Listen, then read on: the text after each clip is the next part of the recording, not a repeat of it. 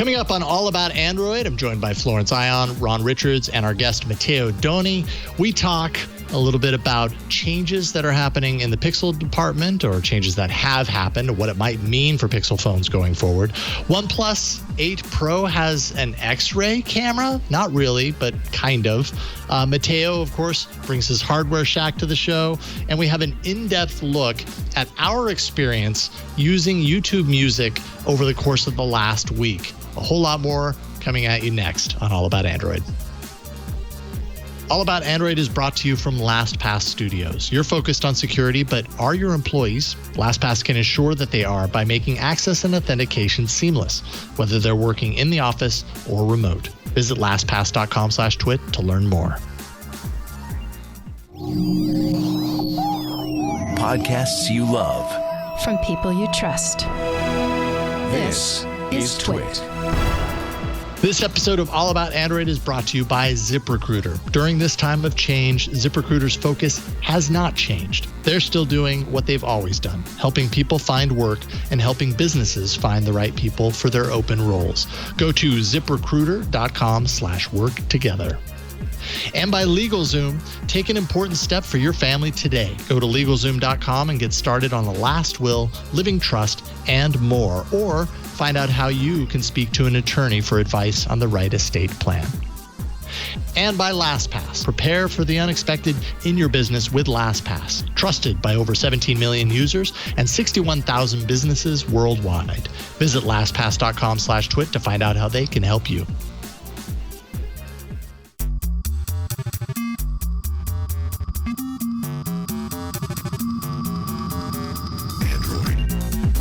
Welcome to All About Android, episode 473, recorded Tuesday, May 19th, 2020, your weekly source for latest news, hardware, and apps for the Android faithful. I'm Jason Howell. And I am Ron Richards. And I am Florence Ion. And we're here bringing you all about Android. Wow. That's something. Wow. Did that kind of sound like the internet was all messed up? Or did it just sound like I'm as slow as my brain feels today? Welcoming back to the show, Matteo Doni. How are you doing over on the other part of the other side of the world? Mm-hmm. Very well, thank you. Thank you for having me back on the show. I haven't had a haircut since the last time I was on All About Android, and I agreed to have my partner Candice do my hair for me. I love it. Mateo's showing me all I've got going for me are these giant earrings. And since Flo was having all the fun with the Princess Leia phones a couple of weeks ago, I thought I would try and up the game here. The game has been upped. Yeah, exactly. Yeah, I saw it on Twitter. I saw your hair kind of growing out and getting a little longer and everything on Twitter. I was hoping we'd see some sort of hair show today, and it turns out that we have. So thank you for delivering. We appreciate that, Matteo. I was just going to say I like to think of myself like an aspirational Craig Federighi of the Android world.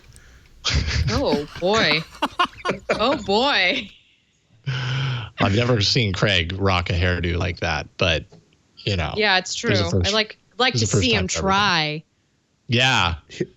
Hair Force 1 versus Tech Travel Geeks 1. All right, should we do this? We might as well take advantage of the fact that our internet is actually somewhat stable right now. We've got some news to talk about, so let's dive right in. Burke, hit the button.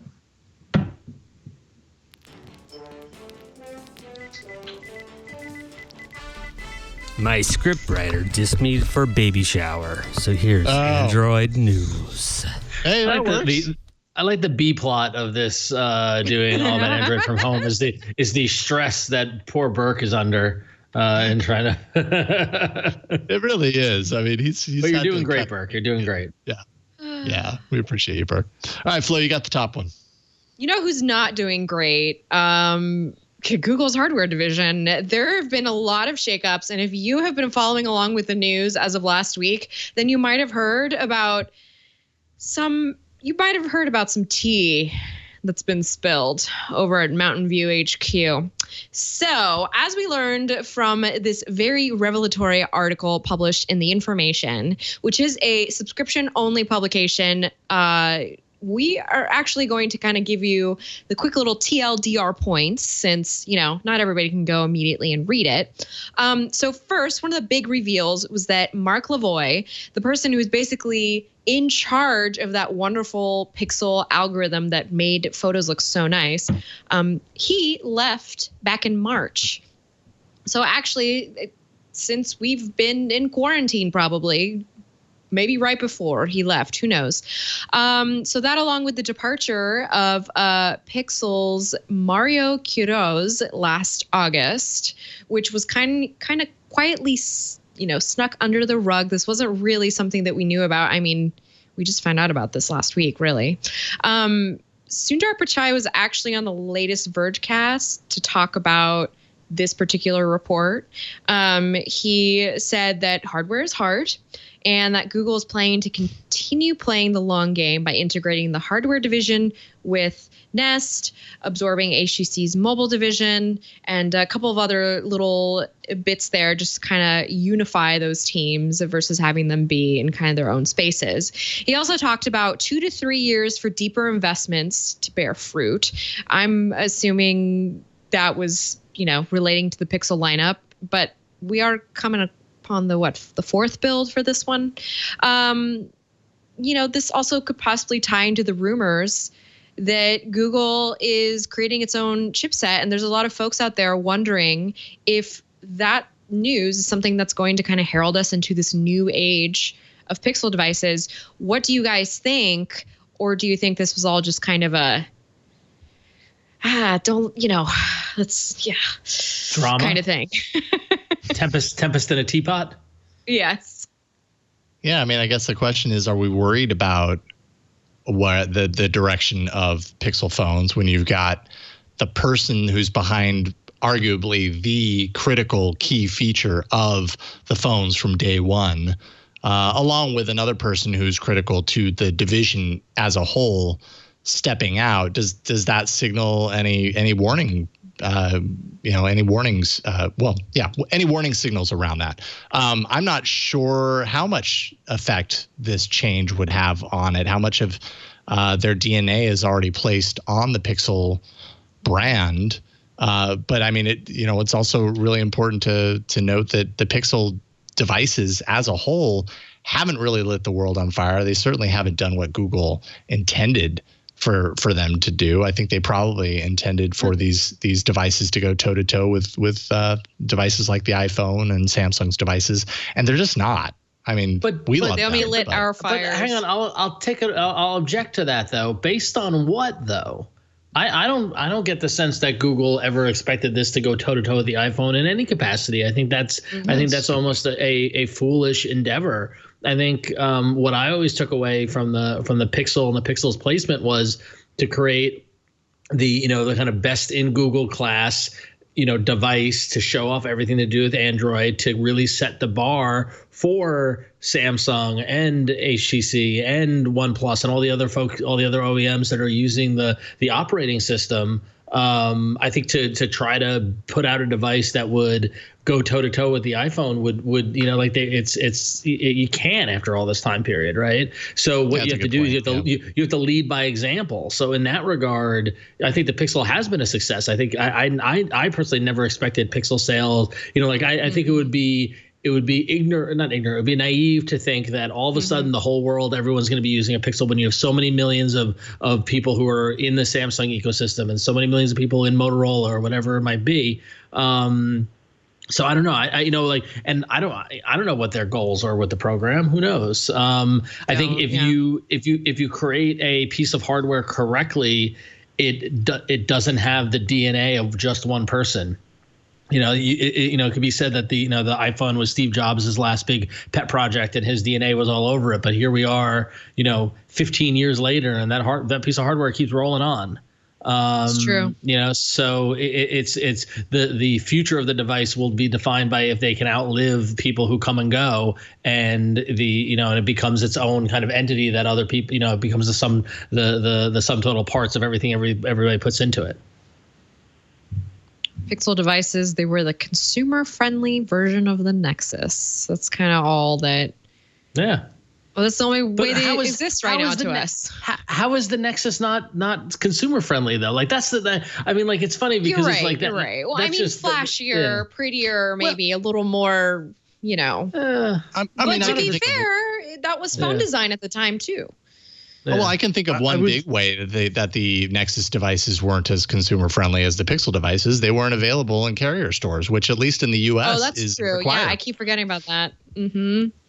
God, Matteo, I think there was also with the Nexus line of things, there was a completely different product development approach. With the Nexus line of devices, you had the manufacturers like Samsung, like HTC, like Huawei, and LG, all going and pitching the hardware as a almost done piece of product, and Google was shoehorning the next version of the operating system onto that hardware. With the Pixel lineup, Google took ownership of this and started designing the product end to end without the full hardware stack being built by a third party. So it's a very different product consideration in the way things were done. But the whole intent of Nexus and Pixel was to have what good looks like for everyone to follow on and for everyone to collaborate on. And as far as I know, there was a lot of collaboration that was sparked by the Pixel program, especially between companies wanting to work, whether it was on camera optimizations or battery optimizations or just making Android better. It was, in a way, an incentive for external OEMs and ODMs to participate in the Open Handset Alliance. But obviously, we don't know what the recent departures' effect will be, and we probably won't for at least another 18 months, realistically, because hardware is hard, and the pipelines for those products are not 6 monthly. They are at least 18 months long. Especially right now, too, with hardware. Yeah. I'm sure everything is slowed down, shut down, delays. Well, next year could look very different. They're back to. I mean, it's at least China-based stuff is back, somewhat back. You know, I say this because I'm in the midst of working on a hardware project where I believe we say hardware is hard several times a day at this point. Yeah. But the most of the factory, at least from what I've heard, at least on the hardware side, is that China's kind of up and running again and product is flowing. But yeah, definitely taking a hit. And Matteo, you're right. I mean, like it's not going to be like the next device will see the impact of this. It will be, the device after that, maybe even the device after that. Especially with the way that it takes for like a team to integrate and work together. I mean, just talking about the people who are designing this thing and the people who are, melding heads. We could maybe see a lot of change. I feel like we've kind of been on this autopilot for a bit with the Pixel. Like, even though it's only been 4 iterations, we kind of figured out what to expect with each new Pixel. And I wonder if maybe this will ultimately be good, because if we weren't wowed by the Pixel 4, there's got to be something down the line. Well, and the Pixel 5, heavily rumored, with more and more confirmations coming every day, that it's going to be not using the top-of-the-line processor. It's going to be using the Snapdragon 765G, I believe, so not the 800 series. And, big question mark there as far as why they're doing that. What that will do. Will people who expect like a premium phone be happy enough with that? Will that lower the price enough that maybe it makes it more consumer friendly, more appealing to consumers? Because now they're creating a product that's maybe a little less expensive. I don't know, big question mark, but that's what we're going to find out near the end of this year. We still have to get through the 4A whenever that comes out sometime in the next couple of weeks. So long road ahead of us, that's for sure. Yeah. So yeah. But in the meantime, luckily, we can reset the counter on OnePlus. It's been a while. It's been a while since OnePlus has had a marketing gaffe or some sort of forehead moment, slap the forehead moment. But for those tracking and following this along, this has been a very amusing story. I saw this a couple of days ago and I just laughed. So the OnePlus 8 Pro has a color filter camera on it, right? But it was perplexing because a lot of people thought it was an X-ray camera, which It is not. It is an IR camera, and it can see through certain kinds of plastics, and in some cases see through fabric. But it just led a lot of people to thinking that OnePlus had quietly launched an X-ray camera, which is just baffling. So OnePlus is going to be pushing out an update to the. OnePlus is going to be pushing out an update to the Oxygen OS in coming weeks to disable this camera, and it's already disabled the camera in Hydrogen OS, the operating system that's in the Chinese market. But for a moment, I was like, "Hey, man, I gotta get one of those X-ray cameras." You know, I went through my house with the OnePlus 8 Pro and the photochrome filter, which is what I have running right now. So, you know, OnePlus, you haven't disabled it yet. And I pointed this thing at every little black piece of technology in my home, and I could hardly get anything to show. The only thing that I could even get any sort of like, oh, I can see the inside just barely was my it's an Insignia Google Home clock that we have here, and it was just barely. It was like I could see these tiny little dots that I couldn't see to the naked eye.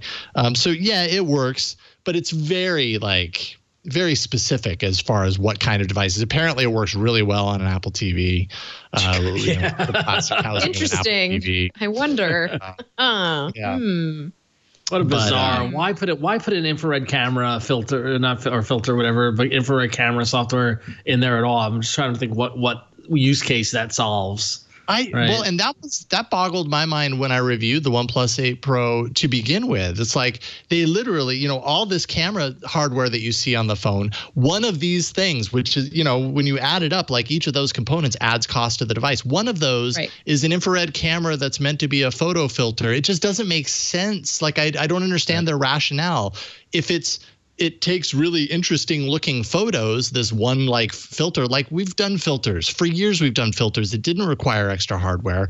Why is that there, and why are we paying for it? Maybe it's there because I don't know. What do you think, Matteo? So I have heard about this before, and this was something that was demoed to us, I believe, at MWC last year in 2019. And it was for smartphones that are used for business purposes. So the ones that you, for example, your Amazon delivery person will be scanning your parcels with. And in some contexts, to calibrate infrared blasters, such as the ones you get on smartphones like Xiaomi or Huawei that have the infrared blaster at the top, to calibrate them, you use the camera on the smartphone to copy the signal that's being sent by another remote device with an infrared blaster. So this is something that is a very niche product. It may just be that OnePlus or their parent company sourced a vast number of these sensors and repurposed them for use in the devices. And the basic firmware for that component and the drivers were still the same as originally. And no one really tested it properly. But this it isn't completely unheard of. It is a very niche area of the mobile industry where those infrared cameras actually have a practical use. Interesting. That's a very specific use case. It's a very specific use case, but this is my take on why we're seeing this in the OnePlus devices.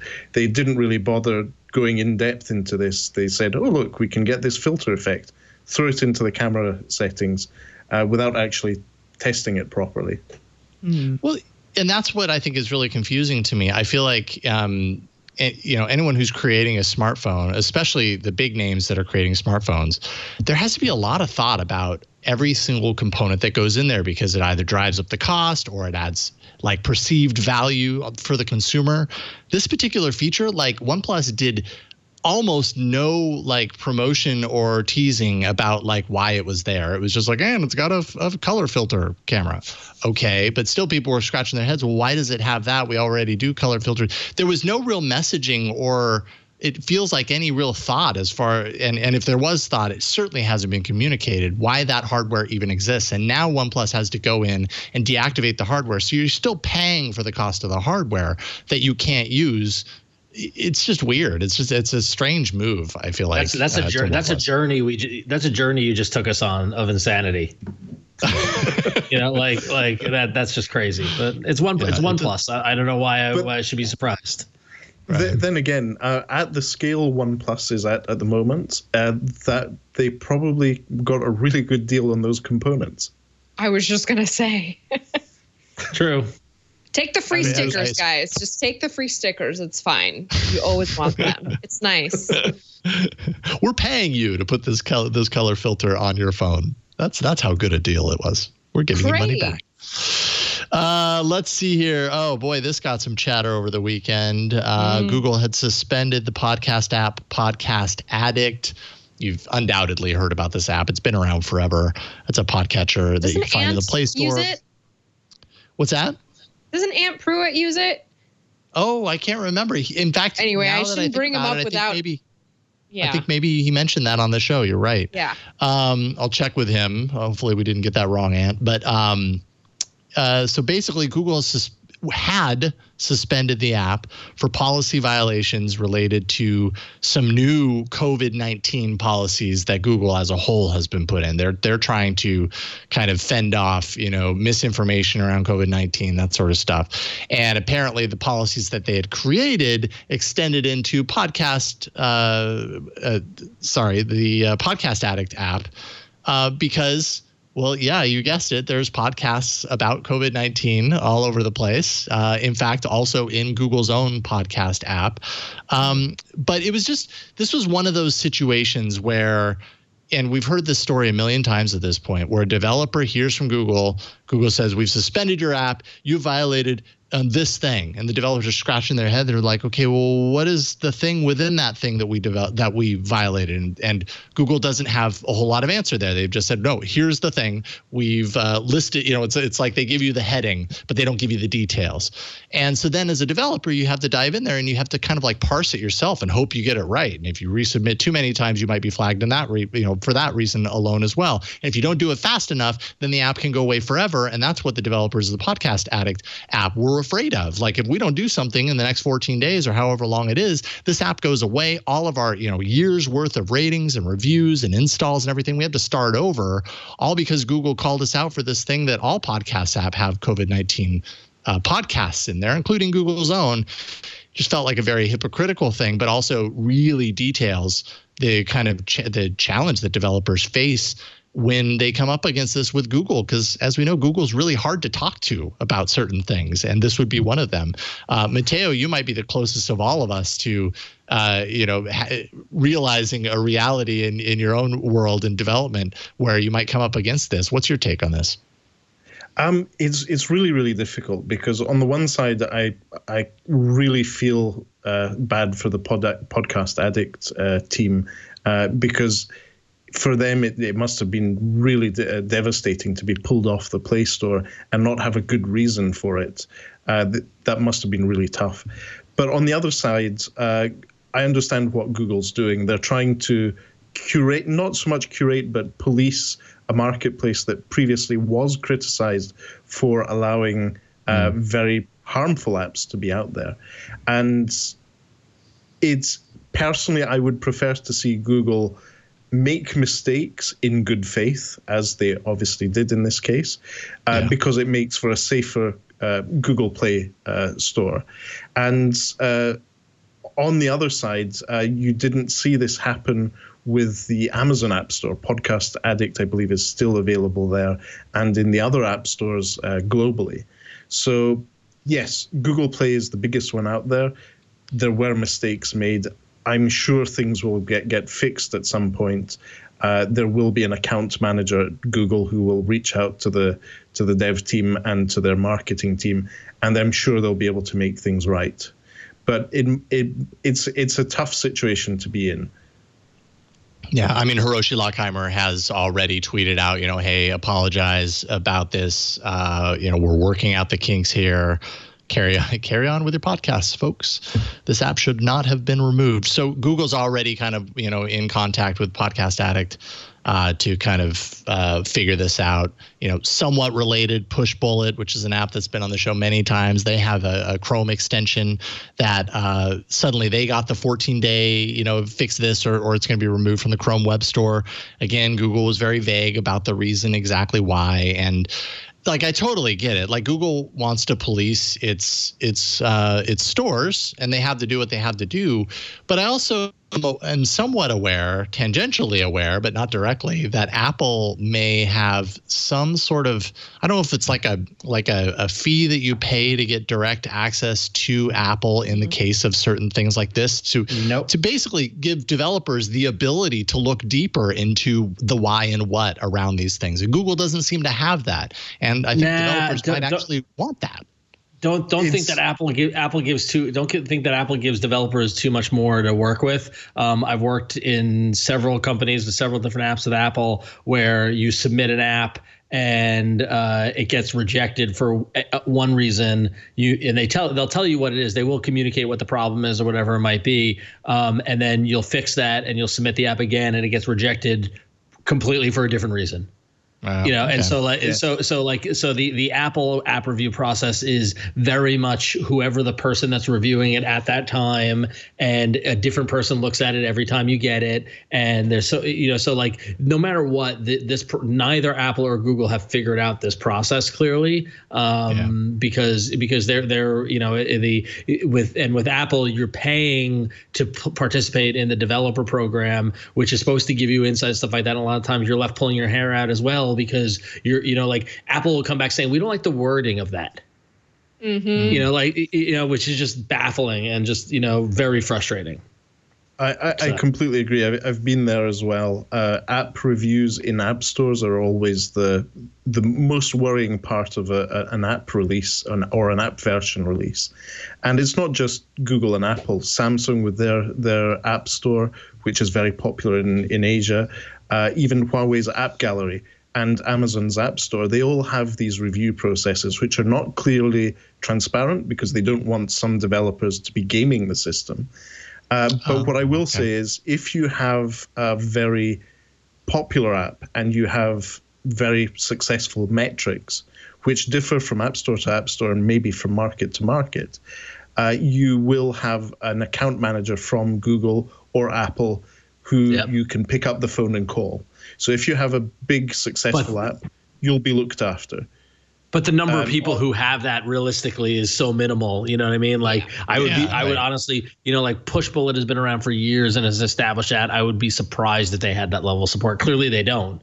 Right. So, that favored nation crap is just that's what pisses me off about it so much, is that it, of course they'll bend over backward. Apple will bend over backwards to support Pandora or whatever it is. But if I'm an upstart startup that's doing a really cool music app, you get no support.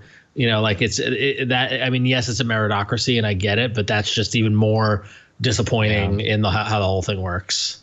It's not developer friendly.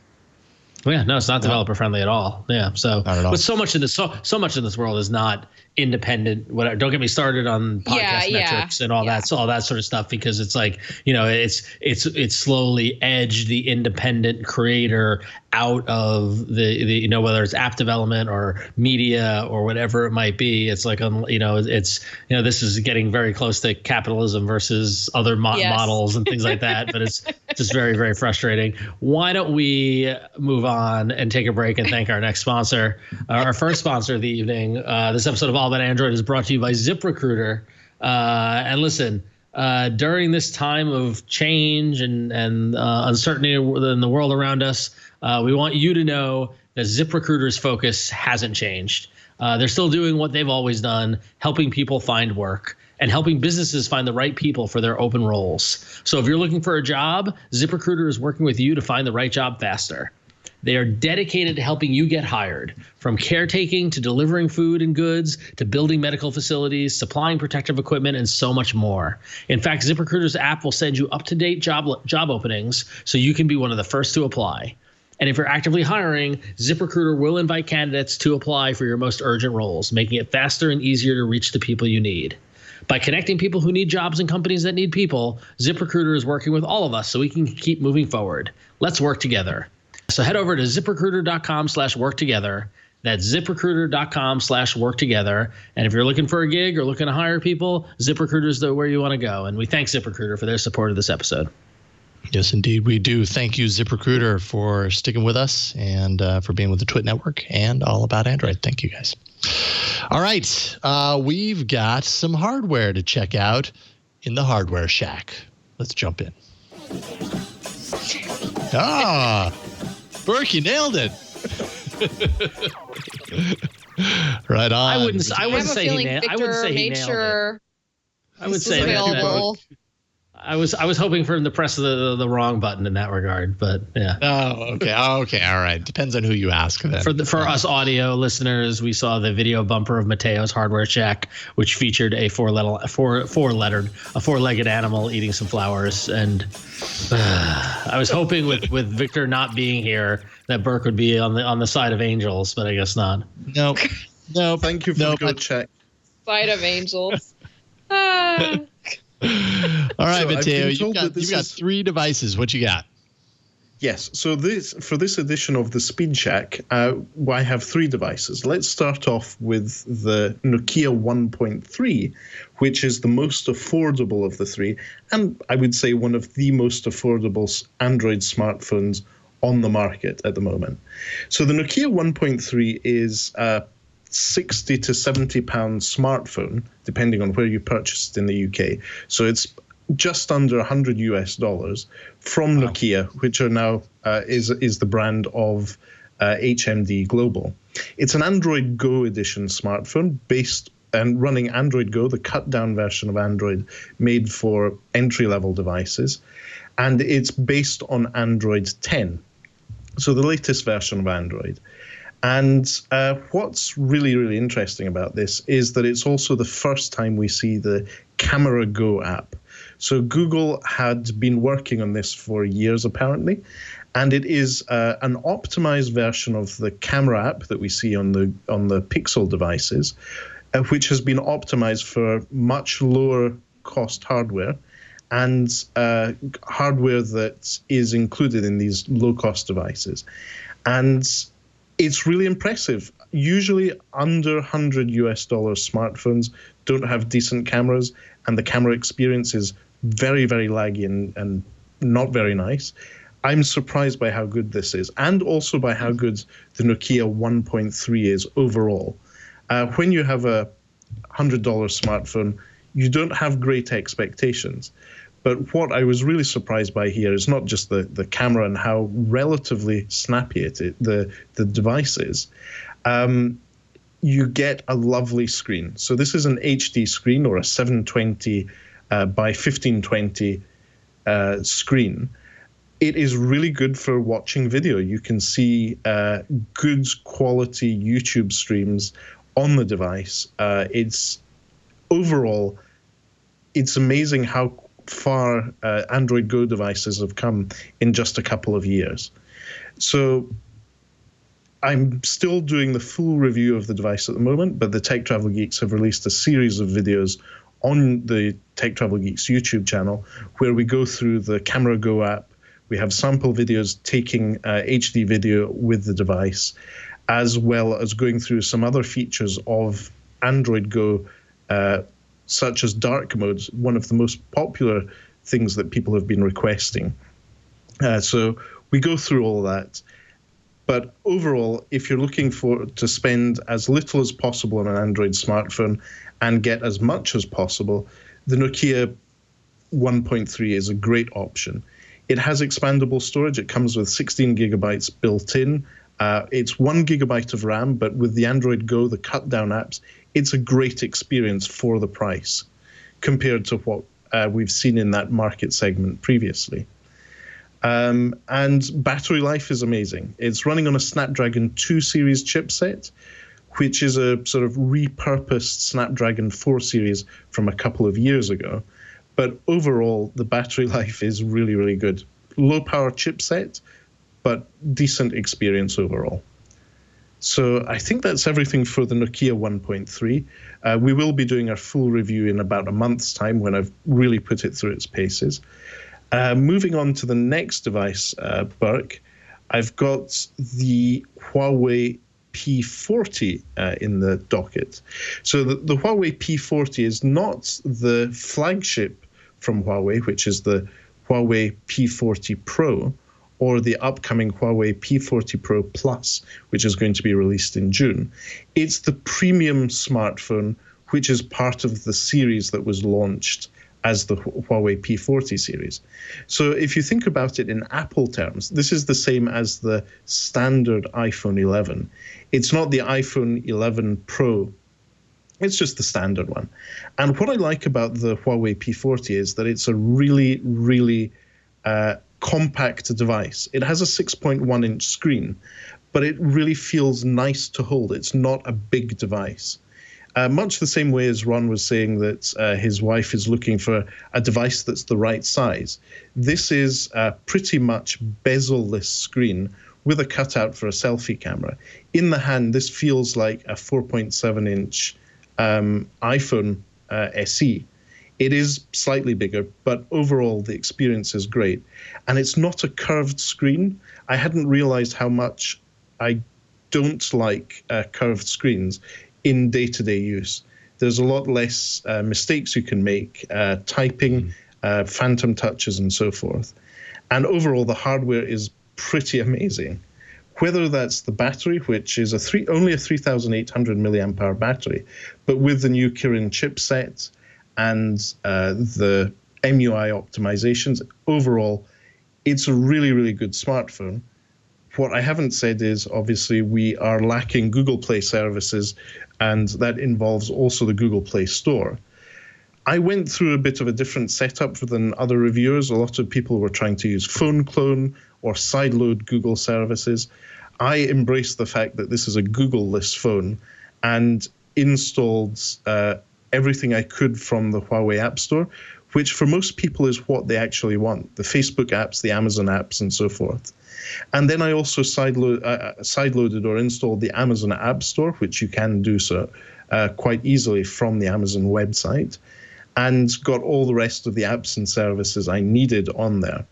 So I am using alternatives to the Google services. I'm using Google email addresses in the built-in IMAP email client. And I've also been using services like the Amazon Photo services to replace Google Photos, Amazon Music instead of Google Play Music or YouTube Music. And the overall experience it's decent. But if I want the pure Google apps, that's not really an option at the moment.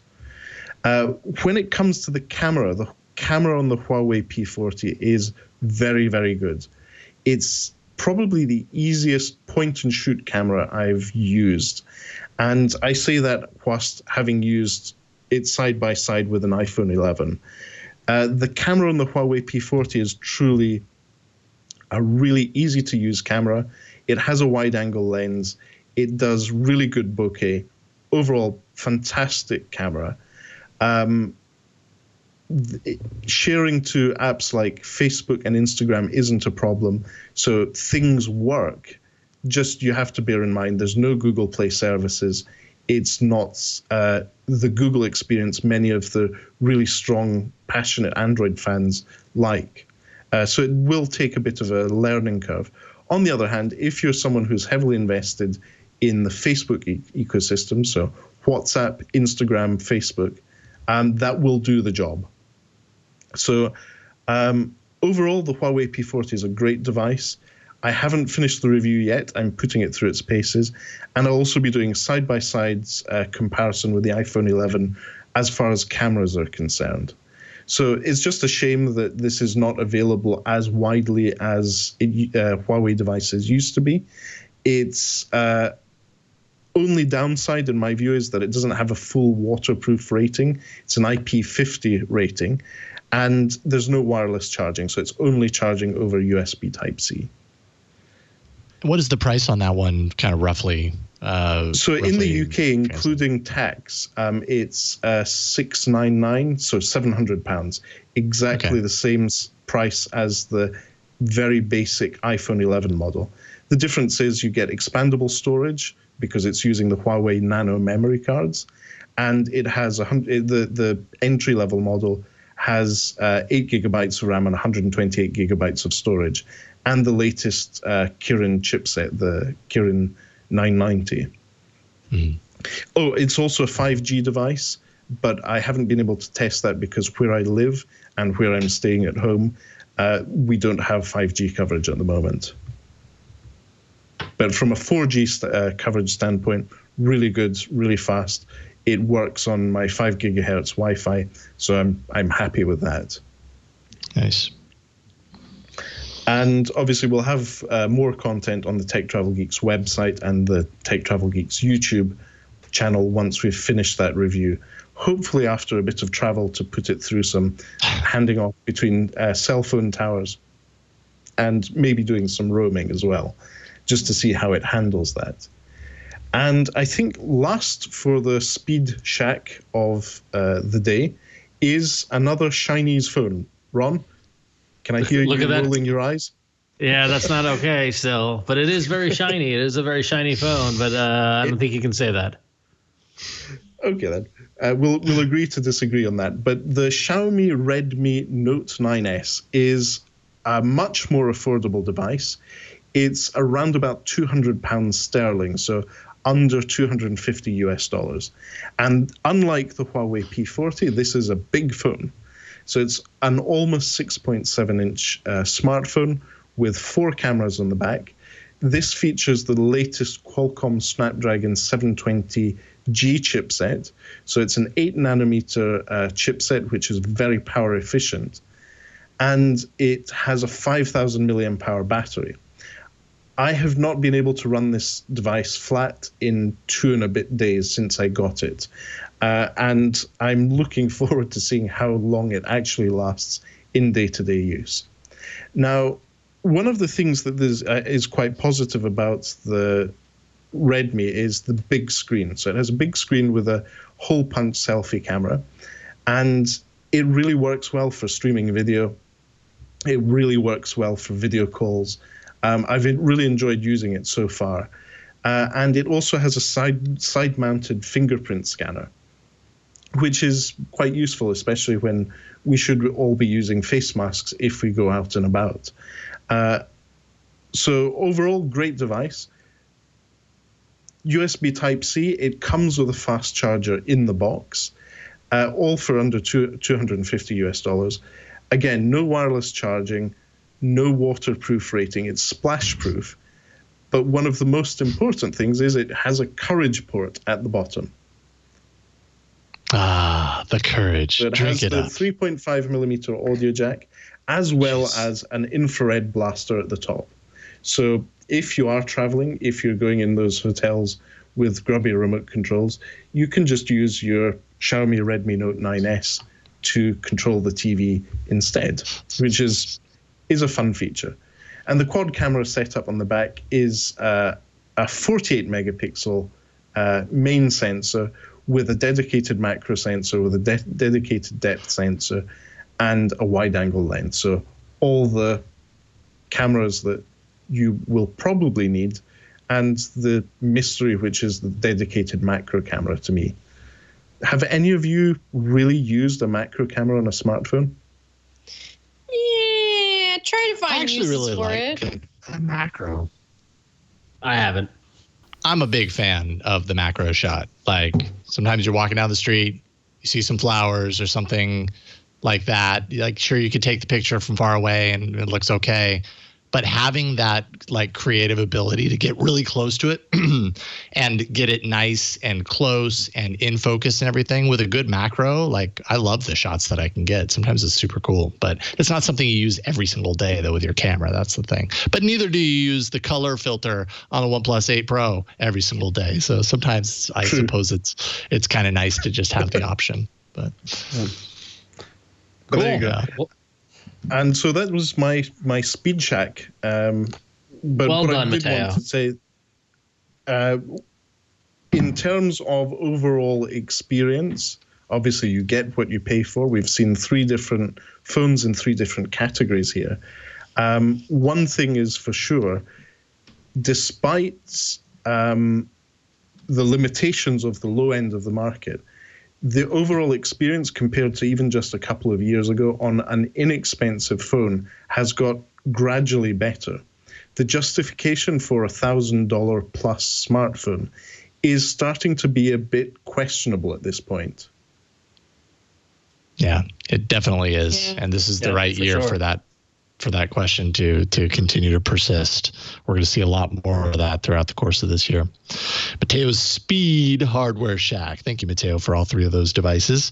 Everybody that wants to find the reviews, of course, go to techtravelgeeks.com. Those will be posted soon. Great, thank you. All right. So I wanted to touch really quickly on some news that I saw earlier that Walmart has a new low-cost series of tablets.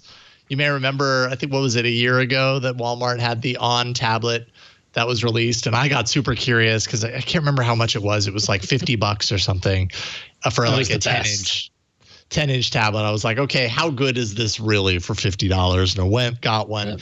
Did a review for Hands on Tech. You can find it twit.tv/HOT. Well, now Walmart has updated the series. So they've got an 8-inch On 8 Tablet Pro, which is $99. They say it has an HD display and 2 gigs of RAM. Then they have the 10-inch one. It's a 10-inch On, 10.1 Tablet Pro for $129. It has an FHD display and 3 gigs of RAM. Both have 2 gigahertz octa-core processors, very likely to be MediaTek system on chip, which is what the previous one had. And I've found it to be a horrible performer in that regard, so keep that in mind. Both have 32 gigs of storage, headphone jack, micro SD card, Google Play services, of course, USB-C, Android 10. And if it's anything like the one that I used a year ago, it's very close to stock. The only change is that the little navigation bar has a little Walmart button on it that when you press it, it takes you to like a folder of Walmart apps. It's down on the left side, so you might not like that. But I did find a Redditor who bought one of these and said, hey, what do you know? You can go into the settings and you can actually remove that button very easily. You don't have to hack into it to do it. You can change the navigation settings and get rid of it. So at least there's that. Are we interested in the On 10 tablet? Look at Walmart being like user friendly. That's fantastic. I mean, it's hard to argue a low price tablet to get in people's hands to watch for media devices and things like that. It does, like we talked about when we reviewed it the first time around, it definitely has a purpose. And given that Walmart has invested in streaming services and things like that, there are people who that's their ecosystem. So why not have a tablet for them? Yeah, I agree. And this actually gives me flashbacks back to 2013, 2014. In the UK, the supermarket Tesco had exactly the same thing. It had its ecosystem of services and apps and its own brand tablet, the Tesco Huddle tablets. I believe I reviewed one on All About Android back in 2014. So these devices have purpose just as much as the Amazon Fire tablets do. There is a market for this. Not everyone needs a high-end device. Depending on what they're doing, this might be the perfect BBC iPlayer or video streaming service device for use on the sofa or use in bed. Yeah, I think that's exactly what a device like this is kind of best for. You're not going to get this for gaming. You're not going to get this for high performance.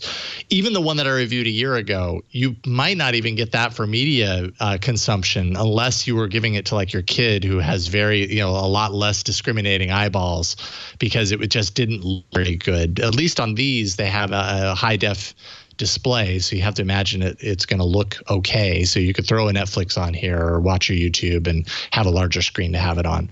For that, I wonder if the tablet that you reviewed last year was the right idea too soon, and now these displays have become more affordable and they got the $99 price point and all this sort of stuff, and maybe now is the time for the On tablet.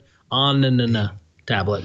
Oh, man. Does that mean I have to get one of these on tablets? I think in order to get it, though, you have to go into the store. You can't order this online if I'm not mistaken. So then I'd have to walk into Walmart. Well, they probably have they probably have curbside pickup now. Like you could probably do that. Yeah, there you go. So there it is. Wait, Jason. So you still have the on tablet from last year? Yeah, I still have it somewhere. I meant to pull it out. So there's no onception mode of ordering an on tablet from an existing on tablet. Oh, you could. I mean, he could there. The on and an inception. So I mean, it's worth investigating. It's definitely worth an article on a site somewhere. For sure. If only one of us was a freelance writer. Oh boy. Peopleofwalmart.com. All right, well let's move on to some email. And as we're talking about streaming content and watching media, we got a little ranty recently about Chromecast last week on the show, and Marquis Moore wrote in and said, I've been using Chromecast daily since it came out many years ago. I've had the same issues mentioned on the show. And for those who didn't listen or watch last week, we were talking about how Chromecast could, lose the connection and just become very, like the sitting down and watching an hour-long program was a challenge because of that, and lots of problems. So Marquis goes on to say, when the Chromecast Ultra came out with the power adapter that included an Ethernet port, I thought all my problems were solved. Wrong. The disconnect issues persisted. I agree that there are issues with Chromecast implementation on apps, particularly around the terrible HBO Go/HBO Now apps. Something that wasn't mentioned that actually helped me was turning off battery optimization for all Chromecast-enabled apps. I suspect due to the various ways Chromecast was implemented within apps and the many versions of Android floating around, that the battery optimization is breaking the connection between the phone and the Chromecast device. And that is fantastic advice. And if I hadn't given up on Chromecast, I'd give it a shot and try it. But now I moved over to Android TV where I never have this problem. But if you are using Chromecast, definitely looking at turning off battery optimization for those enabled apps. That could be one of the things to help it. So really good tip there. Thank you, Marquis. And I wish I had put it in there because Marquis was not the only person to write with this. There was another emailer who wrote in with the similar tip. So thank you to you both. Great tip there. Definitely something to check out next time you're experiencing that, or just do it now and maybe you'll never experience it again. Who knows? I wonder how many other things are floating around in the OS like battery optimization that would affect the way these apps run or things like that. So if you have another tip that's not battery optimization that helps you get a more stable Chromecast, make sure to email us. You can email us at aaa@twit.tv. That's aaa@twit.tv. We want to hear from you. All right, cool. That's right. Please do. All right. Coming up in the apps block, we're going to devote the entire time to our thoughts and opinions on YouTube Music compared to Google Play Music. Most of us, 3 out of 4 of us have gotten in. We're going to talk all about it and give you kind of firsthand perspective on that. But first, this episode of All About Android is brought to you by LegalZoom. Health and safety is on the top of everyone's minds right now. No matter what happens, you want to make sure that your loved ones are protected. And that's why LegalZoom continues to provide a reliable way for everyone to set up the right estate plan without leaving your home. It's super easy. My wife and I did this years ago. We set this up through LegalZoom before I even worked at Twit, before they were ever a sponsor. And it was the easiest thing in the world to do. LegalZoom just makes this process that you kind of assume is going to be challenging. They make it a lot easier. It starts with finding the answers to your questions. Do you need a last will and testament or a living trust? What about an advanced healthcare directive? And what's a power of attorney? Thankfully, you don't have to figure all this stuff out on your own. LegalZoom's online resources make it easy to get started. And if you need to speak to an attorney, their independent attorney network is there to guide and advise you. LegalZoom is not a law firm, so you're not going to have to worry about expensive billable hours all adding up. So no worries there. You can take an important step for your family today by going to LegalZoom.com. You can get started on a last will, living trust, and more. Or you can find out how you can speak to an attorney for advice on the right estate plan. LegalZoom, where life meets legal. Go to LegalZoom.com and check it out for yourself. And we thank LegalZoom for their support. All right, so, if we've got the apps bumper, we might as well roll it because this is one big apps section devoted to YouTube Music.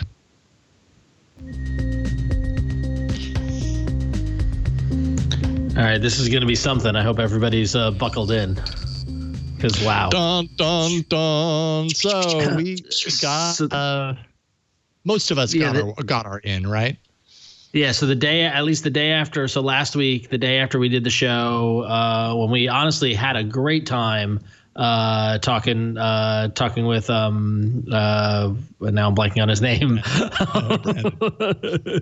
We had a great time talking about Brandon. I'm sorry. We had a great time talking about Brandon from YouTube, from Google and YouTube, about YouTube Music. Then the next day I got my transfer note and was able to transfer my Google Play Music library, which I think was in and around like 45,000 songs were in my library. Wow.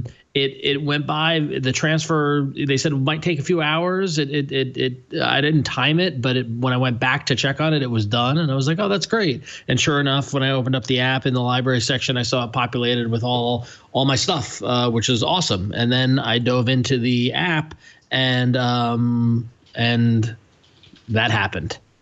You got lost. I didn't get lost. I immediately got frustrated. I don't know, Jason. What was your experience like?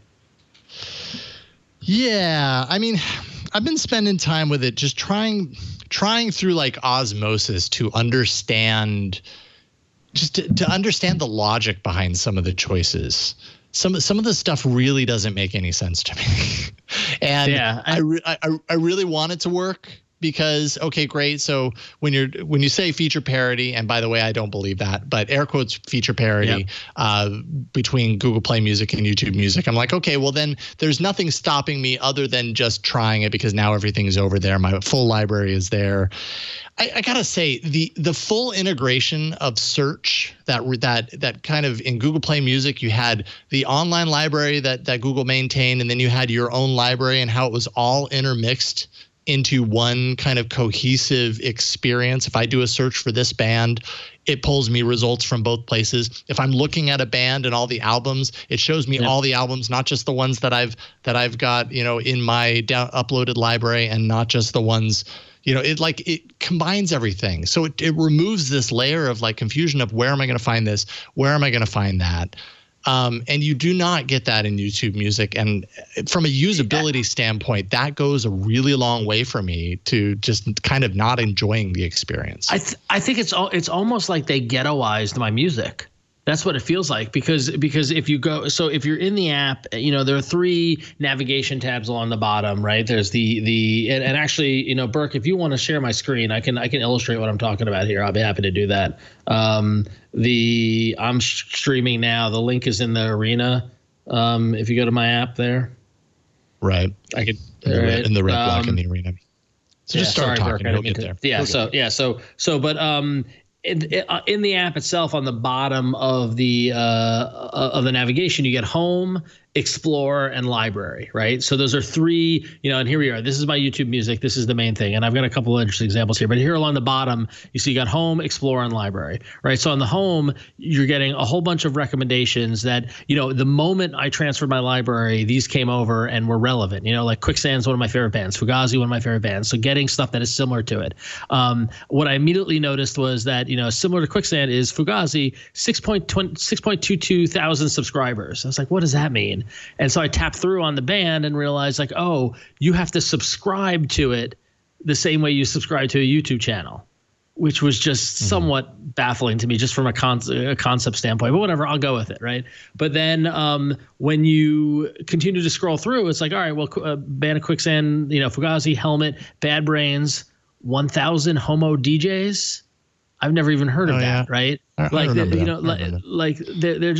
There's some weird stuff that crops up in it, because what makes me worry is like exactly what's going on in its algorithm. But what I want to get at is if I go to library on the right side, and if I go in, and here I can see my library and it's telling me the last things that I played, and here I can go to my albums, and this is where the ghetto happens, where you get tabs up at the upper part that divvy up YouTube Music, uploads, which is my library that I uploaded, to Google Play all those while ago, and then files on your device. So it's building that wall between what is considered YouTube music and what is your uploads, and that intermingling doesn't happen anymore, which is immensely frustrating. And then additionally, there is no way to just scroll through my library. Like if I want to go by artists, it is literally just artists at a glance. Primary artists, our albums or songs in your library will show up here. Like it just like one of my favorite things. I will say one of my favorite things about iTunes back in the day was that I could just scroll through and look at album covers and look at my collection, and it was like the feeling of flipping through the CD bin or the vinyl bin or whatever. And with this, unless I'm searching for a specific band or a specific song, that serendipity of getting lost in my own collection feels like it's gone. That is a really, really good point. You put words to kind of what I was feeling here, because I totally agree. In Google Play Music, I can open that up and get stacks and stacks of covers. It's like the album art cover is a big focus in the UI experience in Google Play Music and a lot of the other apps that are out there. Here, it really gets kind of buried, and especially if you're going through any of your collection. I mean, everything's so small. Like you said, you really got to know exactly what you're looking for. There's no kind of like going in there and running across something and going, oh yeah, that gives me a feeling right now that I want to listen to it. Like that just doesn't really happen. Also, you mentioned the subscribe to an artist. What exactly does that do? Because anything that I had added to my library in Google Play Music is now in YouTube Music under the YouTube Music tab. Right. So it's there permanently. I couldn't remove it if I wanted to. But yet if I go into the artist that's there, if I'm in artists in YouTube Music and I go into that artist, it still says that I'm not subscribed to that artist. So when I subscribe to it, what exactly am I doing? Yeah, you have to subscribe. You have to subscribe to artists that are already in your library, which seems baffling. My sense is that the subscription piece of it will feed into your various algorithms and playlists and things like that they're suggesting, but they're not doing they're not giving you a reason to tap on that subscribe button. They're not telling you why or what it might be. So is this going to be some sort of future SEO for music? So when they lay down the tune with a bass solo at the beginning of a track, they might be whispering or shouting out, like and subscribe. I hope not. Jason, you're the musician here. Yeah. No, I'm not doing that. So I have two other notes, and then I know Flo played with it a bit, and I want to hear from her. But like one of the things that frustrates me is that like the context understanding within the algorithm, which is frustrating. Like and when Brandon was on, they love the like we know you're at the gym, so we're gonna play you gym like music, and it's morning, so it's gonna be more chill stuff, and I get that. But what they've done is they've got these context things like romantic moods, and whoever is curating this and making one called Punk Rock Love, and look at that stock photo of a punk and a girl. Like as someone who considers myself to have grown up punk, like that's not me. Like that doesn't resonate. Like that seems like pandering, right? And then what's also interesting is that if you look at my library, it is clear to see what the kind of music that I like is, right? And what the interesting things are. And so that's why I'm looking at it. I'm like, oh, cool. They're recommending top artists, top songs. Sonic Youth, Oasis, great. Home Runs, those are excellent. Drake, no, right? DJ Khaled, no. T-Pain, like there's no, like it's proving to me that they're not looking at what my likes are, what my interests are. And then, by suggesting, like now we're in chill out mode, but earlier there was like happy hour music, and it was all these like 2000s R&B jams. And if you like show me the algorithm that is going through my library and the artists that I brought over, and tell me that I have any interest in 2000s R&B music at all, because there's nothing in there. Right. And then finally, the thing that just baffled me, and actually, Burke, if you want to go, I have a screenshot that I loaded because I didn't realize I was going to do this. But I did a quick radio based on like I said, oh great, David Bowie. Let's see what this gives me. And it plays a David Bowie song, and then the next song up is American Pie by Don McLean. And I was like, really? Okay, so they're both in the 70s. I get that. But as someone who's listening to David Bowie, I'm not really into American Pie. But then it gets back to, to Lou Reed and to Velvet Underground and Blondie, and you scroll through. And if you scroll down, we get a little Talking Heads. That's great. And then it gives me Touch of Grey by the Grateful Dead. Okay, so show me anybody who's listening to Bowie and the Velvet Underground, who's actually would want to hear a Grateful Dead song. So it just feels like they're putting the energy of the algorithm, the energy of what Google and YouTube can do with none of the human influence and none of the way people really listen to music or the way people really consume music. And it's that context, and it's like the other example I gave when I shared with you guys is that I started a radio station based off Superchunk, right? Classic alt rock, college alt rock, great thing. The second song was a song from Earth, Wind and Fire, which is just like, okay, you got 90s and 2000s college rock and 70s, the other thing that gets me is that there's no way to go through and say, no, I don't want that, because it's only binary. It's like or don't like. And again, it goes back to that context where there might be some sort of mix where it's picked up that I've listened to Fleetwood Mac before, but I'm listening to a bunch of other music and Fleetwood Mac gets recommended. I might say, no, I don't want Fleetwood Mac in this context, but I'll listen to Fleetwood Mac later on.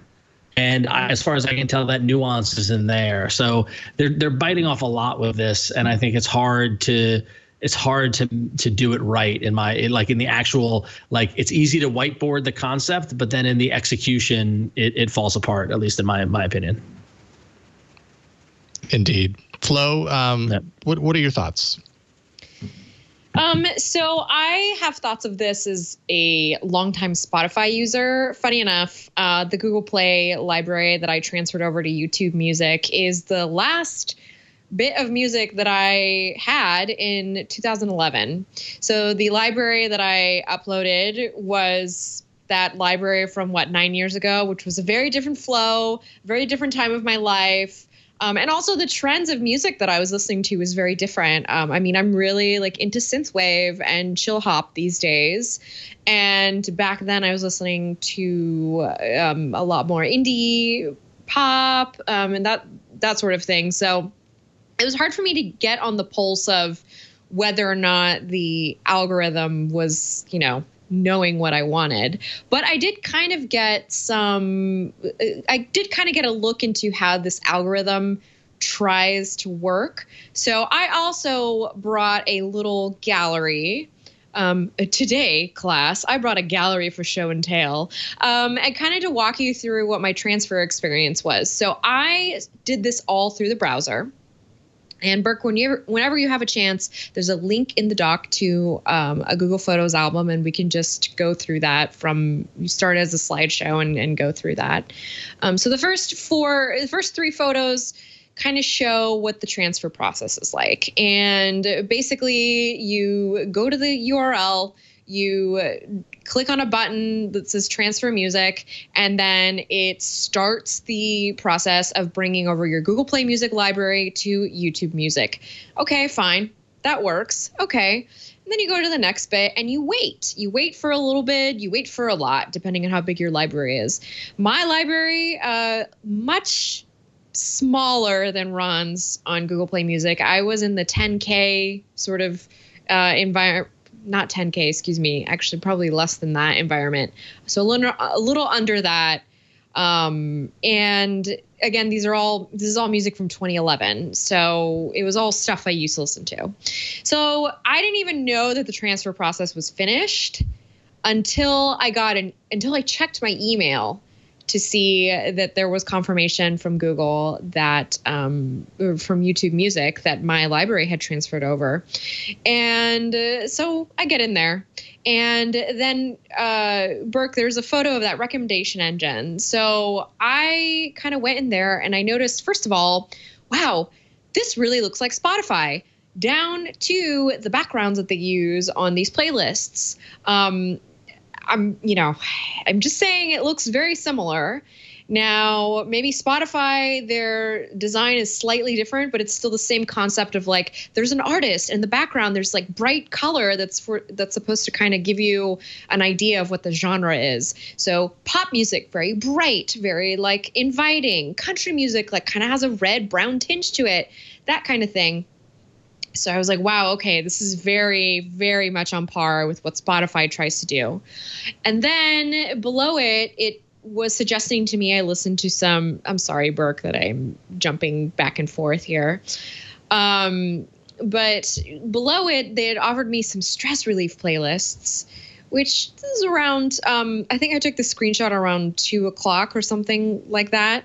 I was wondering where it might have gotten the suggestions to give me lo-fi, chill indie, 90s rap and R&B, because I've actually been listening to this music, but not through Spotify.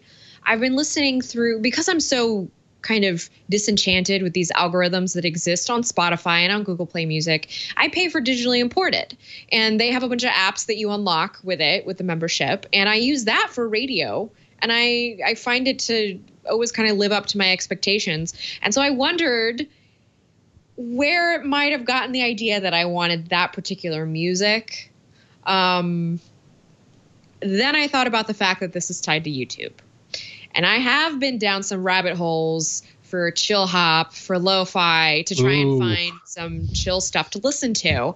And I realized, like, I'm wondering if this is pulling in from what I was doing. It is. In YouTube playlists. Yes. It is, so because that reminds me, I ran into another thing where I started, it was off of the homepage. I forget what triggered it, but it was here's a mix of things you like. And there were 3 songs of legit bands I like. And then it went into a 25-minute live set from one of the bands I like that was on a YouTube video. And then an 18-minute live set from another band I like that's a YouTube video. And it was just all live footage of YouTube. It was exactly the thing I asked about last week when we talked to Brandon, where it mixed in MP3s, it mixed in songs with live footage from YouTube and treated them exactly the same. So, yeah.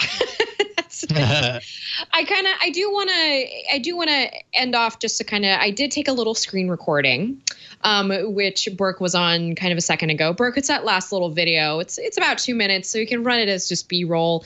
But basically what it is I went in and I started manually adding things. And I realized that when I'm adding, like Ron's experience, I'm actually subscribing to these YouTube pages. And so what I did is I went in and I looked for some of the artists that I listen to now, and I added them to my library. I checked out a couple playlists to see how these genres, if they are kind of similar to what I get on Spotify. And I noticed, okay, same bit of artists here is on Spotify. Okay, we're staying in that genre.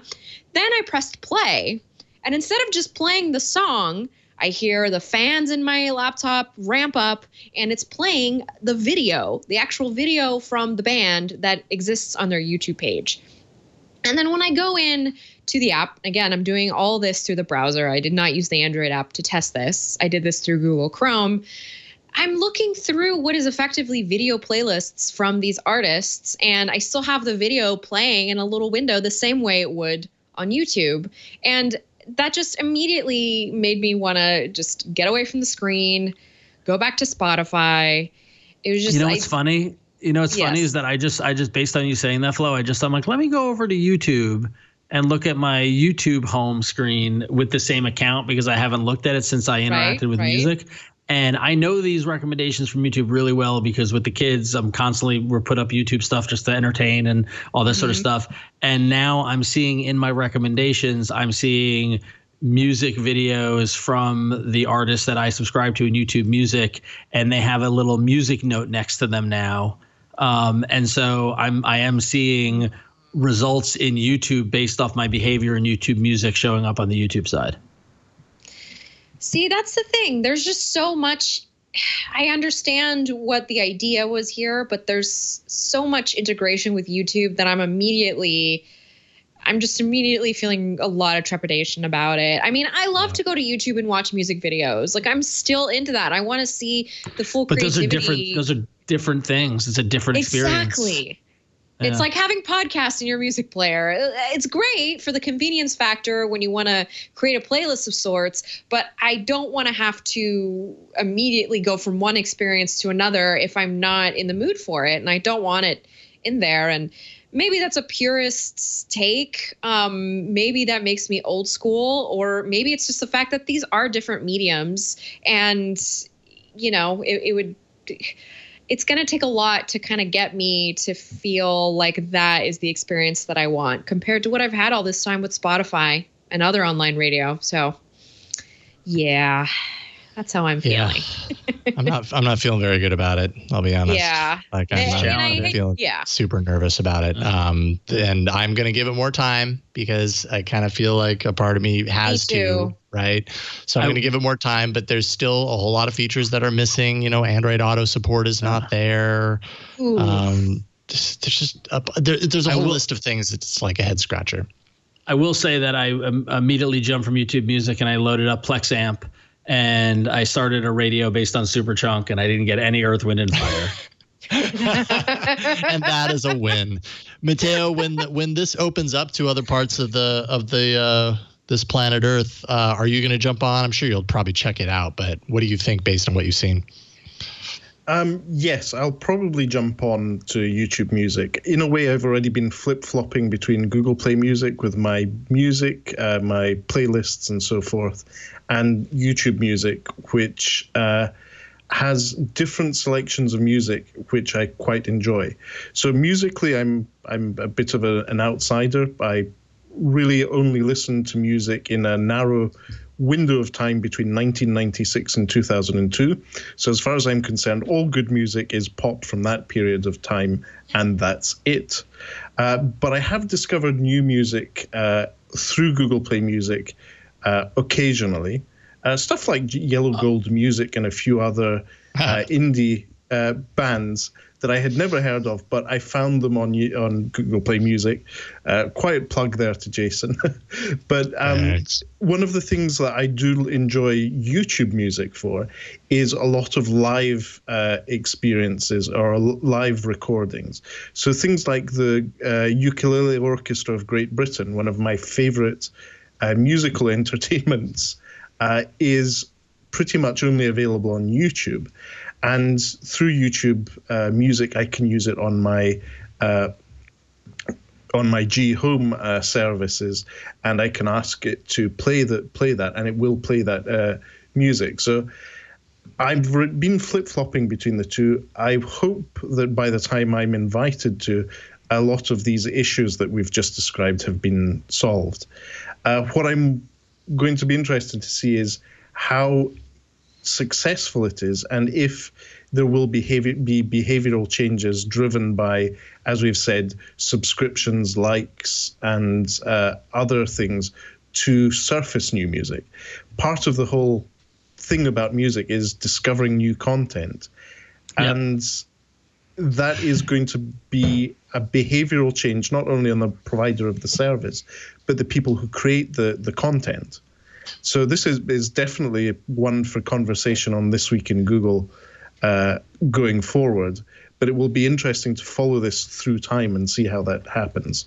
You touched on something that I forgot to mention on, which is the discovery aspect is completely broken or not working. And it was exactly what I was worried about. Was like if you go in the Explore tab and then in the app at the very top of it, there's a button for new releases, and you tap on that new releases, and it is just it's literally in a section called albums and singles, and it is just a mishmash, and I was excited because I saw there's a new record from one of my favorite bands, is that there's the Magnetic Fields have a new record. I was like, oh, cool. And it's literally next to a single by Katy Perry, right? Which is like, and which is literally next to a single from the Jonas Brothers, which, and as somebody who, and I get it, I know I'm a music snob, I know I'm the high fidelity type, and, I'm going to go listen to my vinyl and all this sort of stuff. But you want to, there are a lot of people like me as well, too. And I never want to see a Jonas Brothers record recommended in any capacity. I want to see new releases organized by genre. I want to separate singles from albums. And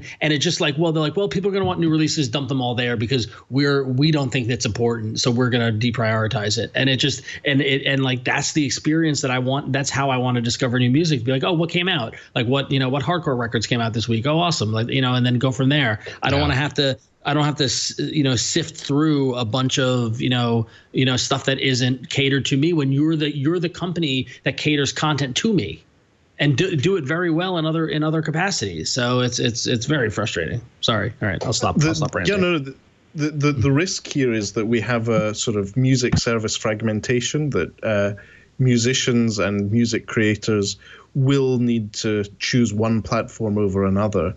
And it will be back to the good old days of 2002 when I had to import Jennifer Page's new album from Germany, from Amazon Germany, because it just wasn't available in the UK. It wasn't considered a viable market for the music label.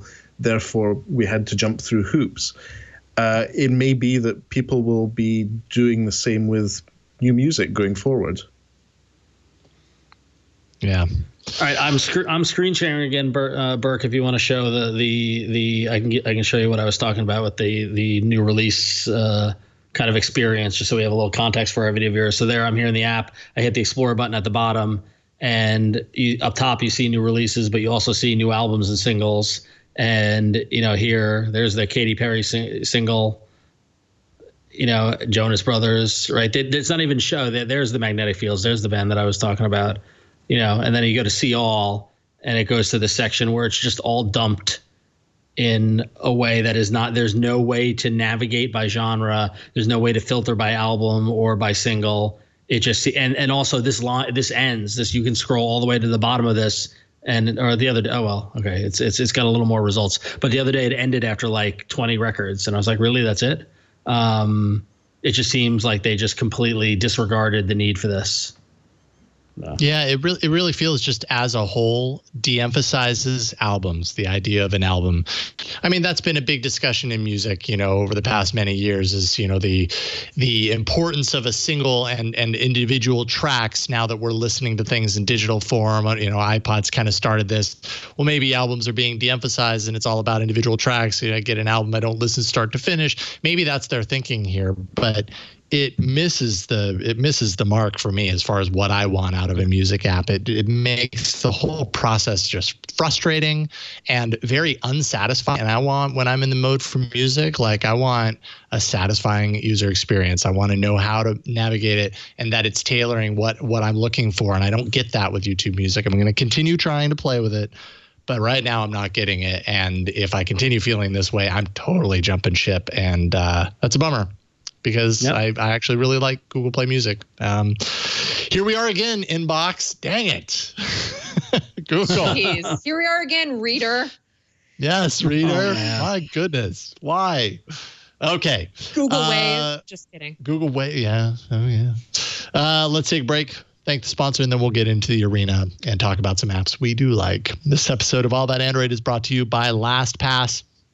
It is always important to have a plan for the unexpected. LastPass can be deployed quickly in the midst of any event to ensure your business keeps running smoothly and every employee login is secure. Single sign-on, of course, manages employee access in a centralized view, so IT has insight info all the time into who has access to what and from where. Enterprise password management also ensures oversight of shadow IT and enforceable policies across all password protected accounts. Multi-factor authentication, of course, requires additional factors to prove a user's identity, while the use of biometric and contextual factors makes the process smooth for employees. Because you want to keep things easier for people to use, but you still want that added security that multi-factor provides. Businesses should be thinking about additional layers of defense beyond just the password, and that's where LastPass comes in. LastPass does not send or store the master password. If LastPass can't access your data, well, hackers can't either. Encryption happens exclusively at the device level before syncing to LastPass for safe storage, so only users can decrypt their data. They use 256-bit AES encryption that is the same encryption type utilized by banks and the military. LastPass protects while providing a seamless workflow for your employees. Account access and passwords can be shared securely between employees, whether they happen to be in the office or even if they're remote like we all seem to be these days. Employees will get secure access to their work applications with SSO and password management, and there's an offline mode for both password management and multi-factor authentication, so employees can always have access to what they need. And we use LastPass here at Twit. I've used it personally for a number of years. It's just a really great way to keep things secure, to keep your password health top of mind, and to keep it easy enough to practice good password management. LastPass can help make remote work simple and secure. Visit lastpass.com/twit, and you can find out how they can help your business stay productive and secure no matter what happens. That's lastpass.com/twit. We thank LastPass for their support of All About Android. And now it's time for the arena. So many enter, but only one lives. Android Arena. Looking at last week's poll, or results rather, it was close between Just Boggle and Pulsar, but Just Boggle edged out a win with 39% of the vote. Pulsar just behind, 2 votes shy at 38%.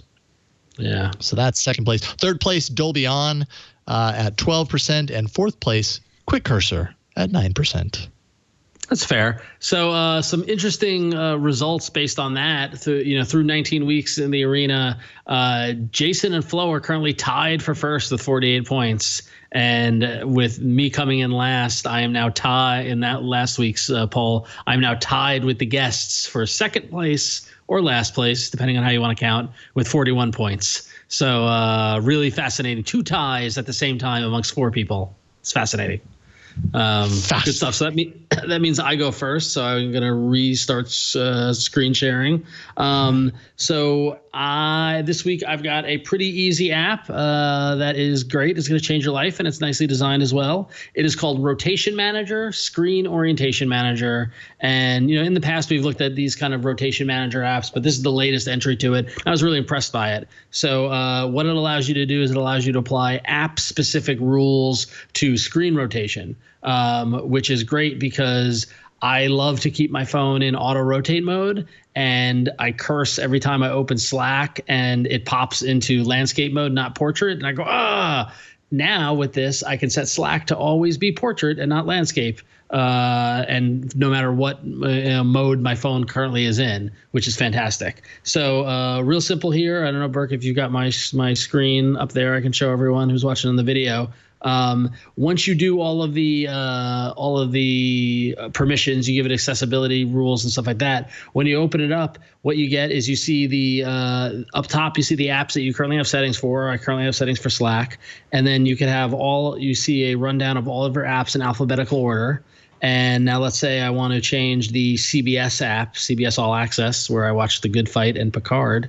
You just flip the switch, and it comes up with a little dialogue that says, do you want it to be on auto rotate, portrait, or landscape? I'm going to choose landscape and hit close. And then you'll see now that the app appears up top as one of the apps that I'm managing, which is great. It's all very simple. And so now if I go there to the settings, very, kind of standard settings module, I can choose to enable the default rotation mode. So basically whenever you exit an app, it will be no change to the existing rotation mode. Of course, it's got a dark theme, which is great. Everybody loves a dark theme. And then, of course, it also has a notification that can give you a notification for a changed rotation mode from the configured app. So really, really simple, really nice, elegantly designed, easy to use. Rotation Manager, Screen Orientation Manager should replace whatever you're using for your app level screen rotations. There you go, free in the Google Play Store. Love it. Some apps you want to rotate and some apps you don't. And that's what that app is all about, Rotation Manager. Good pick. My app is, it's no stranger to people who have watched or listened to All About Android and basically the Twit network in the past, but it's never been in the arena, and they are not sponsors now. They were once sponsors on the network. It's Headspace, and I'm bringing it up today. It's kind of a little timely. First of all, over the last couple of years, I've gotten very into meditation. I've found it to be very effective to just kind of putting me in the right headspace, to be honest. No pun intended, at the start of each and every day. I do it every day, and I love it. And Headspace is one of a few apps that I use on a regular basis. But the reason I'm bringing it up today is, aside from the fact that it's designed really well, and there is a whole host of really useful meditations throughout that are all themed and grouped according to what you might be using a meditation app for. Maybe you're really stressed out and you want to relax, or maybe you're worried and you want to have meditations that have you, kind of explore that a little bit, or maybe you just want a silent meditation where you can kind of go in wherever you want to go and not be guided through it. Headspace just has a whole bunch of different avenues that you can go down. So it's really great from that perspective. But they have a free version, which includes 10 basic meditations, 3 everyday meditations that I think changed. They also have a whole section for falling back to sleep, winding down, that sort of stuff that you get for free. But right now, they have opened up their app in a couple of ways based on the moment in time that we happen to be right now with COVID-19 and sheltering in place and all this stuff. First of all, they have select meditations that are free during the COVID-19 moment that we happen to be in, however long that extends, called Weathering the Storm. And that has a number of meditations that might be useful for you. Maybe if you have, if you're dealing with anxiety, that sort of stuff. They've got a number of them in there that are completely free, so added on top of the normal free plan, that are very good. And I can't remember his name, but the guy who does these, who walks you through these meditations, he's really good at what he does. But I think it was just today they announced that if you happen to find yourself unemployed right now as a result of everything that's going on right now, I don't even think you have to prove that it's a result of anything going on right now. It's just you have to, fill out a form and let them know, yes, I am unemployed. They will give you 1 year free Headspace Plus membership. So you get access to everything basically for the year, which I just think is a really great thing for a company like Headspace to do. Yes, it's going to get eyeballs and it's going to get, people to listen to the meditations and actually use the app and everything like that. But when you're talking about a moment in time where people are really thirsting or craving some support and some help through everything that's going on right now from a mental perspective, emotionally, all that kind of stuff, I can think of a few ways that that would be really helpful to help people in that situation. Now, one of them is meditation, and this is a really great way to get access to some tools that are excellent, in my opinion, and to get it for free. And it's just what a sign of goodwill to say, hey, you're unemployed right now. Here's a way to kind of help you through it. I just think it's a really great thing that they've done. So it's called Headspace. Check it out. They do have, like I said, the free aspects to it. Otherwise, if you're paying for it, you're not unemployed, it's $12.99 a month, or you can pay for the year, $69.99 for the year. That works out to about $583 a month. And again, it's a commitment. It's something you got to kind of commit to really feel the difference from doing something like this. But I can speak from my own experience. It certainly helps me. And so maybe it'll help you. So check it out. It's called Headspace, and you can find it in the Play Store. All right, Matteo, you are up next. What you got? Okay, then. So I am going to break with tradition again and go where no goat has been before. So I have chosen a Star Trek game, which is Star Trek Fleet Command. So Star Trek Fleet Command is a massively multiplayer online game with a twist to it. It's based on the Star Trek franchise, and even though we are in Star Wars month, I'm quite comfortable with being a fan of both franchises without living in denial. So what happens is with the Star Trek Fleet Command game, you are put in an independent part of space in between the Federation, the Klingons, and the Romulans, and there is also the presence of the Augments. And you need to build up your space station, your fleet of ships, and gradually build up your presence and choose a side. So I've been playing this game for around about 6 months when I got the Doogee S68 Pro. And I've been playing it a bit daily, almost like Jason is using Headspace. And it's a fun game. But there's nothing really revolutionary about the game. It's the usual, you have 3 base resources that become 6 with their variants. You can create alliances, you have shields, you're encouraged to do in-app purchases to get boosts, to boost your competitiveness. And it's just a fun game. The fun thing about it is also that you have multiple Star Trek timelines. So if you're a fan of the original Shatner, Captain Kirk, that doesn't necessarily live in denial of the newer Captain Kirk. And you can, because of all the different timelines in the Star Trek universe, ultimately have 3 different ships, all captained by different Captain Kirks. It's quite fun in that way. And you have to collect officers. You need to train them and upgrade them, just as you do upgrade your ships. And then the online part of it is fun because you create alliances and actually interact with people. And it's a pleasant environment. There aren't any very nasty people. I haven't encountered any untoward behavior in the thing, so it seems to be well policed. And it's a generally fun multiplayer game in an open universe. So I would recommend trying it out.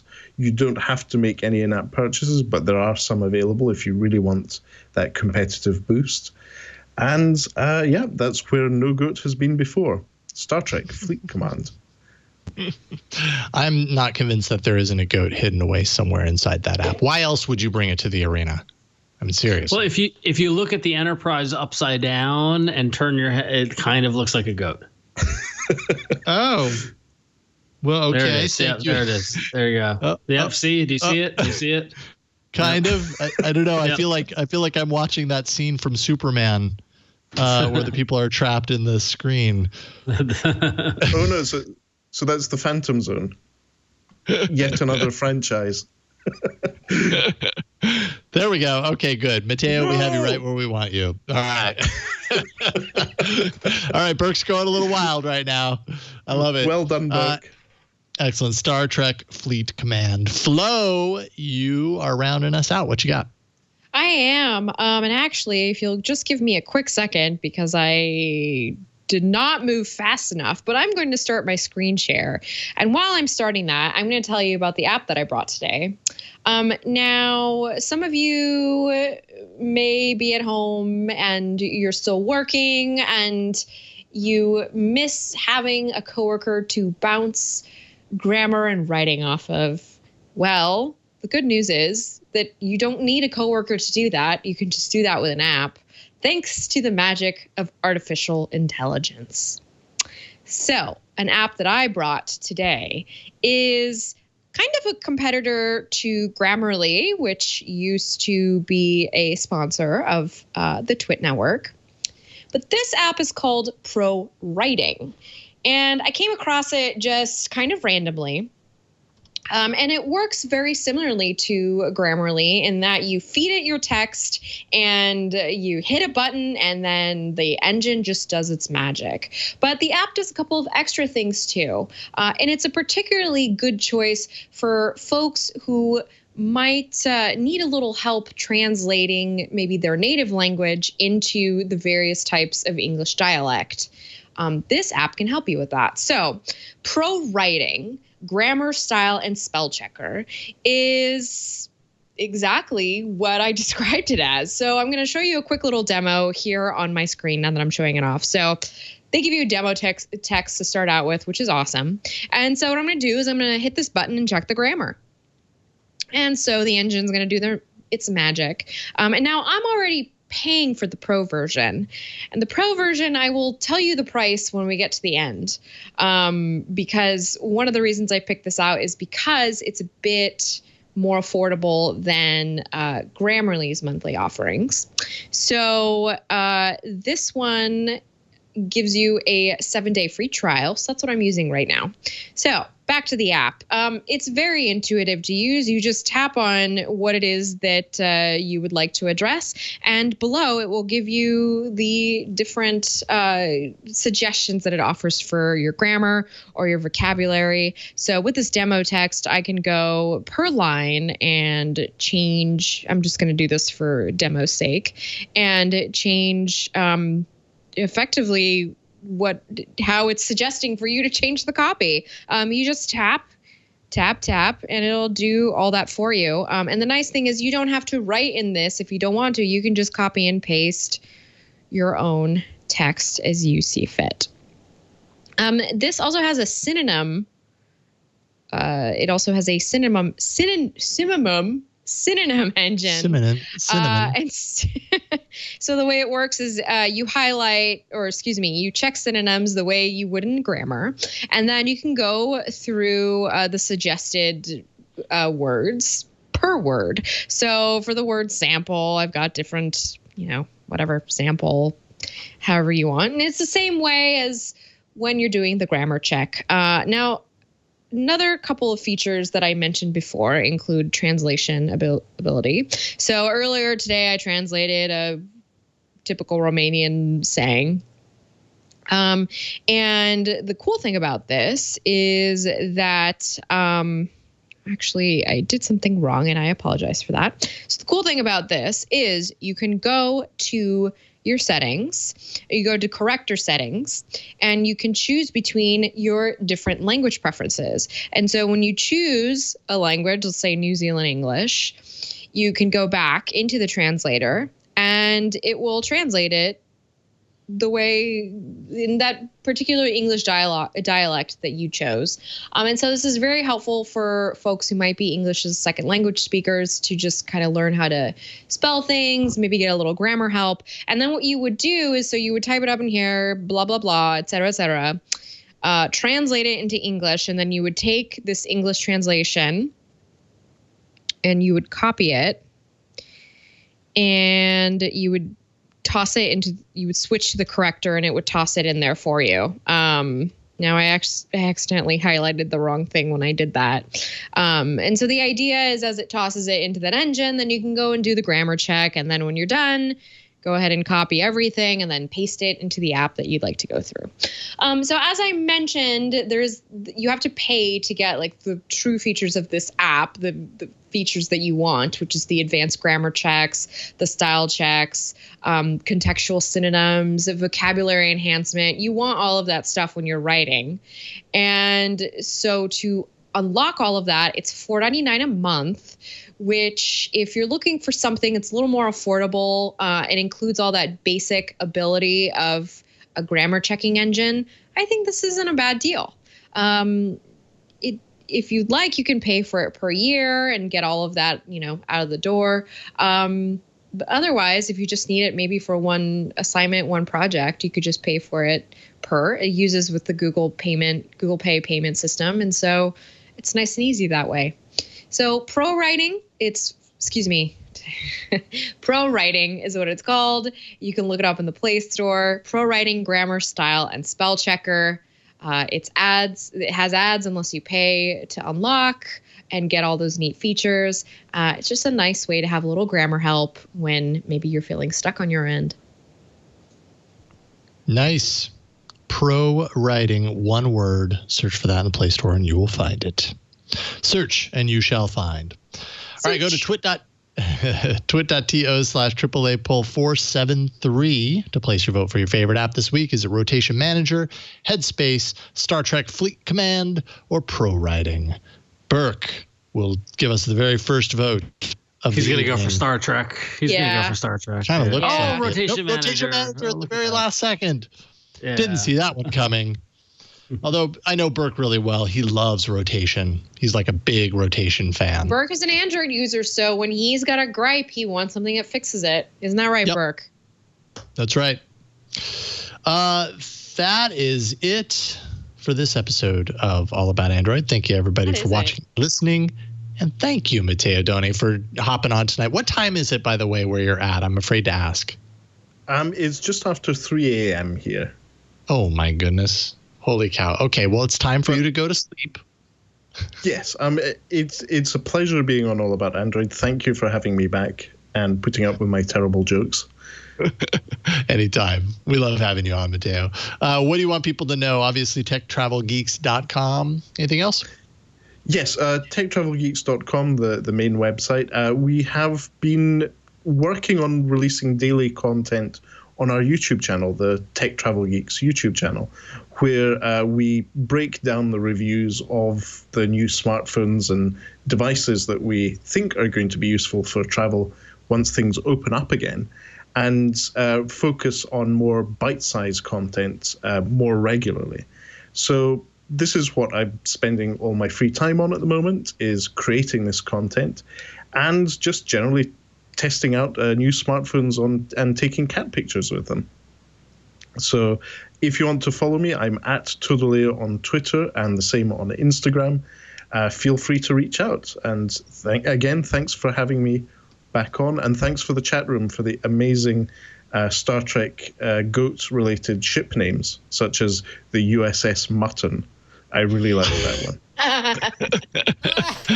Love it. Matteo, always a pleasure getting you on the show. We'll talk to you very soon. We'll have you back again soon. Who knows, sooner rather than later, if we're all still stuck in our home a couple of months from now. You just never know these days. Thank you, Matteo. Thank you. Flo, what about you? Well, I'm certainly not planning on leaving anytime soon. So I'm here at home. Thank you, Matteo, for being here today. I always appreciate your informative reviews. As for myself, I am hunkered down doing a lot of work and also raising a child, which is just so much work. Yes. And it's great. Now I'm rambling. Anyway, I have been actively writing. You'll find some of my latest work at Android Police. You'll find some of my latest work at Engadget. Hopefully Lifehacker soon. I have been pitching them. So just kind of working here on my end. Haven't updated the website in a while. I'm kind of focused on paid work right now, but in the next week or so, you should be seeing some updates. I'm doing a lot more online hangouts, by the way. So hanging out in Animal Crossing. If you play that game, let me know. Come join my Discord, florenceion.com for a link. I'm opening up my island this week to have a little meetup for people who might want to exchange items, and also hoping to do another Twitch stream very soon. Haven't decided exactly what I'm going to do, but it was fun the last time, so I think I'll be doing it. And thank you, Burke, for having my Twitch stream available. Although I guess I do have a link to that at my website, so thank you. He's good. He rolls with it. Thank you. Well, I felt bad because I didn't put the URL in the doc, and so that I was thinking out loud. Anyway, thanks everyone. Thank you, Flo. What about you, Ron? Yeah, real simple. Just follow me on Twitter and Instagram at RonXO. I'm not going to bore you with any other nonsense. Standard. Just keep rolling along. Working, raising two children, not playing Animal Crossing. There you go. There you go. Scorbit.io also, if you want to find out why Ron thinks hardware is hard.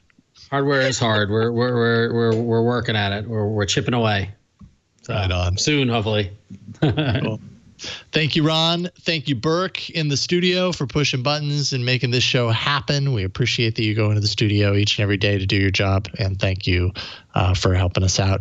Also, big thanks to Victor, who behind the scenes is helping kind of produce the show and then edit after the fact, although today he had to step away for a short little bit. But it was excused because he was finding out whether he and his wife were going to have another boy or another girl. And we know now, and he gave me permission to say, that he is having another boy. So congratulations. Yay. That's amazing. Yay. Congratulations. That's really exciting. So many babies that all about Android. Is there something Tell in me the about air? it. You won't be getting another one for me, though. Heck no. Not going to happen. Unless you consider my shows my babies, and in which case I set you up for that one, Jason. I'm sorry. It's all right. I forgive you. Twit.tv/HOA is Hands on Android. That's my latest show which is kind of my baby, I suppose. It is. A show is a baby. It requires that much commitment and time. Totally. Last week's episode was taking an Android 10 device and turning it and bringing some features from 11 over to Android 10. The episode that's coming out this Thursday is some advanced tips and tricks for Chrome in Android. So you can find out how to use flags and that sort of stuff in the Chrome app in Android. That's twit.tv/HOA to subscribe, and I hope that you do. That is it for this week. This show, All About Android, publishes every Tuesday evening after Victor has spent hours with it, because usually there's some work to be done. So we appreciate, again, his work on that. Twit.tv/AAA is the show page where you can go to find all of the episodes. If you want to vote for a particular app in the arena, go to the show page for that particular episode. So if you go to twit.tv/AAA and then click through to the episode that you're listening to, you'll find a link on that page to vote for the app in the arena. Had some people wonder about that, so there you go. But other than that, I think we've reached the end of this show, so let's round it out and just say thank you for watching and listening. We'll see you next week on All About It. Bye, everybody. Bye. Check out other shows here on Twit TV, including my show, Hands On Photography. On this show, I'm going to show you how to get the most out of your camera, as well as be a better post-processor. So head on over to twit.tv/hop and subscribe now.